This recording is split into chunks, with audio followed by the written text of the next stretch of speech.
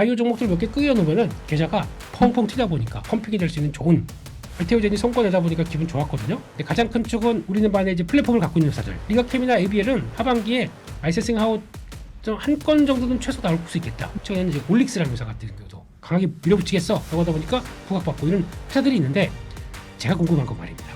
직접적으로 기술 계약을 해서 이거를 뭐 보여줬다라고 하는 거는 눈에 딱 뜨기가 좀 아주 어려운 회사들이 많습니다. 새로운 걸 찾는 게 좋겠다. 차 세대 비만 치료제.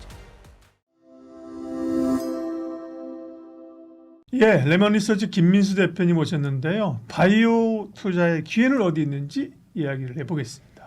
바이오는 참 이슈가 많아요, 그죠? 뭐 알테오젠의 그 키투르다 SC 이거 말고 사실 우리가 알고 있었던 거잖아요, 그죠? 네. 그런 거 말고도 금리 인하 또 뭐 저는 비만 뭐랑 날씨 나가지고 비만에 관심 없어요. 진짜 주변에 비만 얘기 장난 아니더라고요, 그죠? 어디를 보십니까? 네. 비만 안 오면 좋겠습니다. 네, 비 왔습니다 오늘. 네. 네. 그래서 바이오는 좋죠. 좋습니다. 네. 근데 이게 되게 까다로워요, 매매하기가. 네, 그냥 어차피 이제 바이오 좋아하시는 분들은 바이오 쪽 열심히 공부해서 이거 약간 시장보다 추가 수익률 이번에 보니까 나 반도체 없어도 내 계좌 그 반도체 없어도 그냥 최고가야 이렇게 하면서 되게 강하게 얘기하시는 분들도 보게 되면 바이오 주로. 바이오 많이 하셨습니다. 그런 쪽에서 바이오는 또 하나의 약간 좀 공격적인 투자자분들 그리고 또 약간 바이오 종목들 몇 개 끄여놓으면은 계좌가 또 그때 될 때마다 그냥 펑펑 튀다 보니까 그에 또 펌핑이 될 수 있는 좋은 또 재료들이죠. 그런데 문제는 그런데 말입니다. 네. 그런데 말입니다. 예, 저희가 뭐 금리 인하기 들어왔다 또 한국의 바이오 쪽에서 이제 성과 나는 업체들 많다 그래서 몇몇 종목들 그리고 또 이제 이제 해외 기업들은 이만큼 가치 봤는데 우리는 이거밖에 안 돼. 그래서 막 플레이했던 것들이 가끔씩 이제 무슨 이슈가 나올 때마다 이렇게 출렁출렁거려요.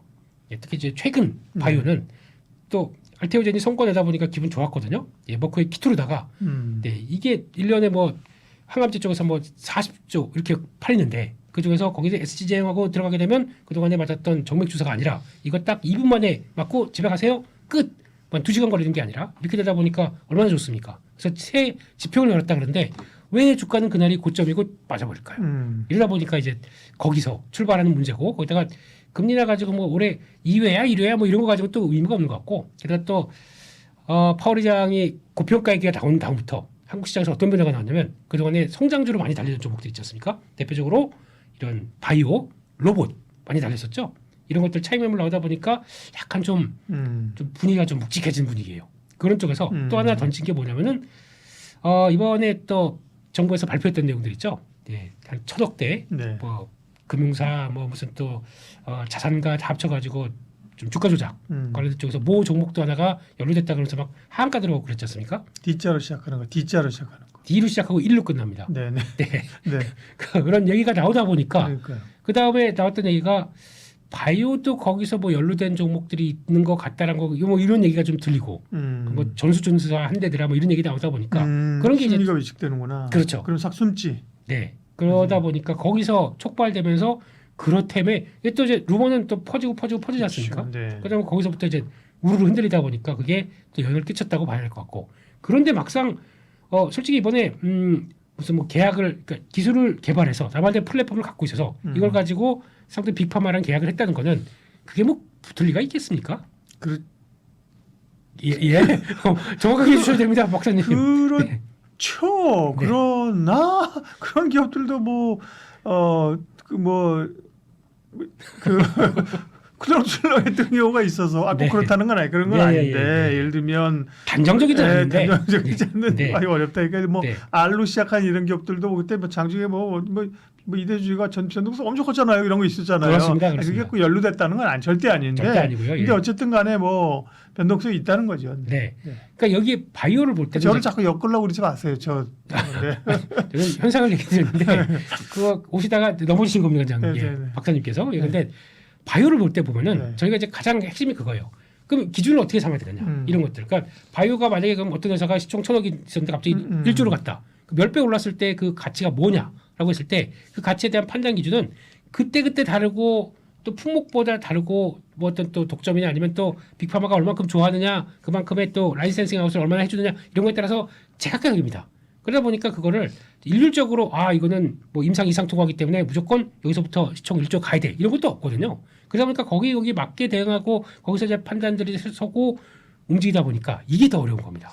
근데 그렇지만 이제 그래도 일반적으로 저희가 해외 쪽에서 나오는 빅파마와 함께 네. 그 기술을 좀 취득하는 어떤 회사들 그리고 또 보통 보게 되면 내가 필요한 거 이번에 화이자 같은 경우도 그렇지 않습니까? 메세라라고 하는 회사를 인수를 했는데 이 회사가 지금 화이자가 단독으로 진행하던 비만 치료 쪽에서 성과가 안 나와요. 그러다 보니까 안 되겠다. 이 회사를 끌고 내가 인수를 해서 이걸로 그냥 파이프라인을 가져야지. 이런 거 되게 많지 않습니까? 빅파마들은. 네. 그런 쪽에서 가치가 나오다 보니까 그걸 가지고 끌어올리면서 그럼 우리는 거기다 우리 기술 가지고 수출하는 회사인데 그럼 나도 몸값이 올라가야지 이런 관점 쪽에서 막 반영하다 보니까 상대적인 관점 쪽에서 움직이는 거죠.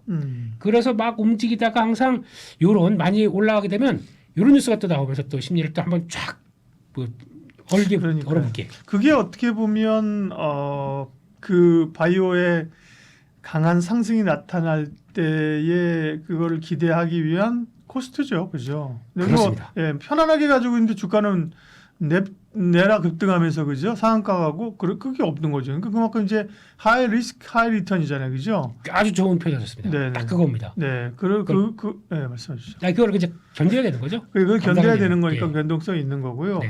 그래서 이제 바이오는 어려운 게 소위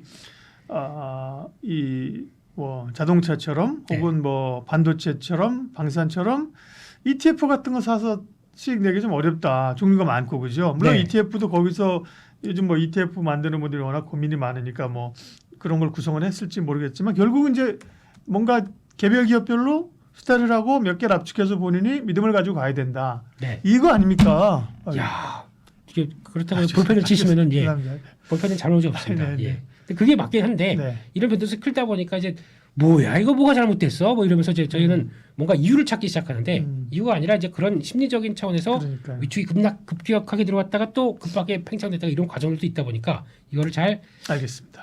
가시는 게 좋겠다. 보시는 분들이 아재들 됐고요. 그래서 회사요? 제목에 이 종목 대박 난 다음에 종목 얘기하라고. 네. 예. 네, 그래서 일단 두 가지로 보셔야 될 것 같은데요. 네. 네, 가장 큰 쪽은 우리는 반에 이제 플랫폼을 갖고 있는 회사들 네. 이게 가장 좋겠다라고 보게 되면 제가 보기에는 뭐 알테오전은 당연히 필수로 그러니까 바이오를 한다 그러면 알테오전 없이는 얘기를 못 할 것 같습니다. 제가 보기에는 그건 좀 끼어 있으셔야 또 분위기 막 위축될 때 사셔야죠.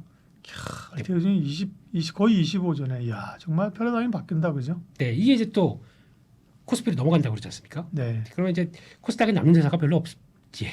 이제 10조 넘어가는 회사 에코프로비움 하나 있다가 그럴 겁니다. 예, 그렇게 되면서 이제 그러게. 바뀌는 모습들이겠죠. 손은 누가 키우나? 네, 그리고 또 보면은 코스닥에 닭은 누가 키우나? 네.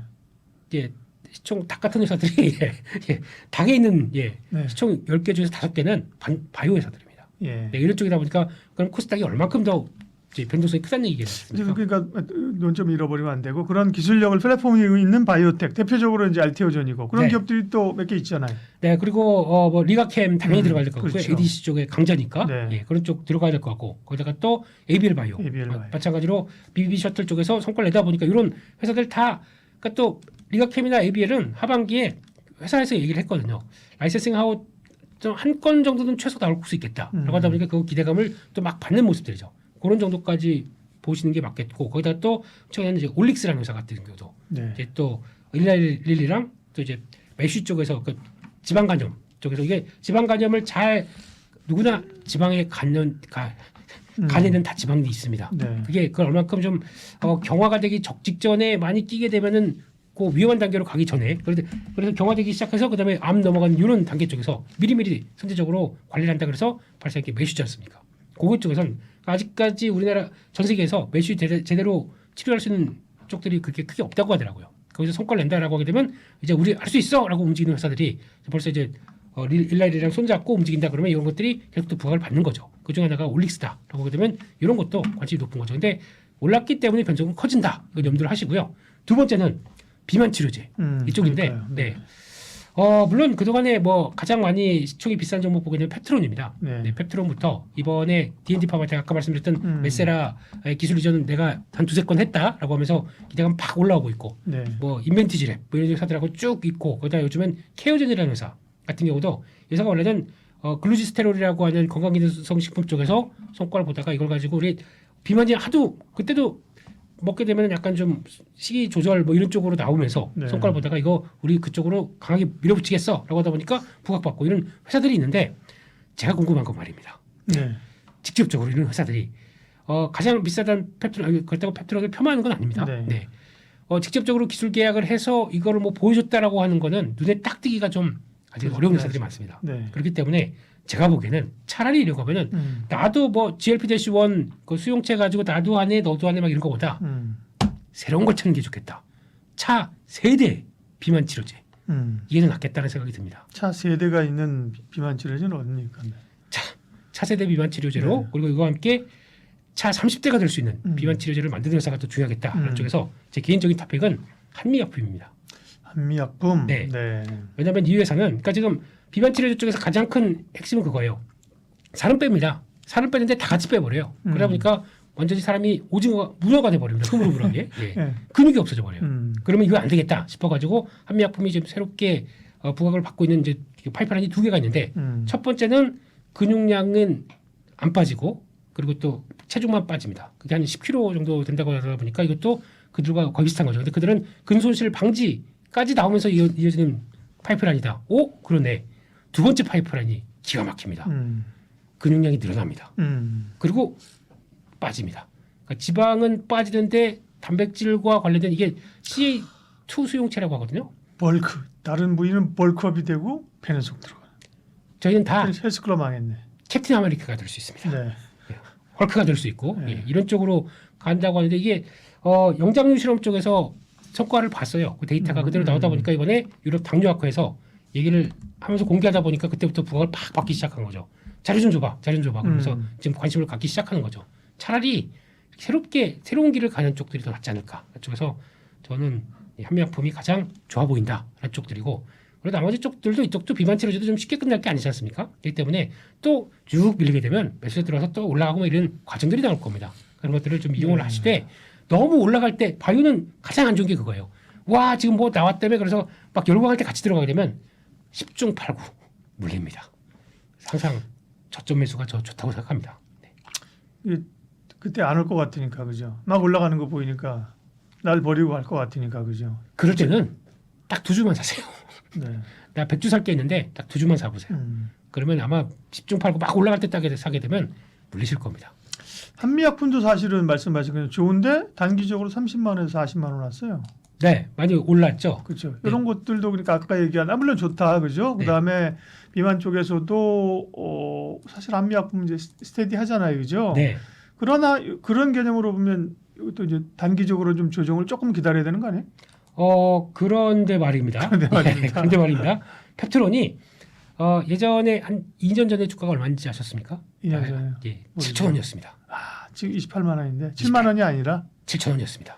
예, 그 주가가 거기서 출발해서 여기까지 온 거거든요. 네. 일단 그러니까 바이오는 꿈과 희망이 들어가는데 거기다가 뭔가 이렇게 막 양념이 들어온다라고 하게 되면 훨씬 더 커질 수 있는 건데 네.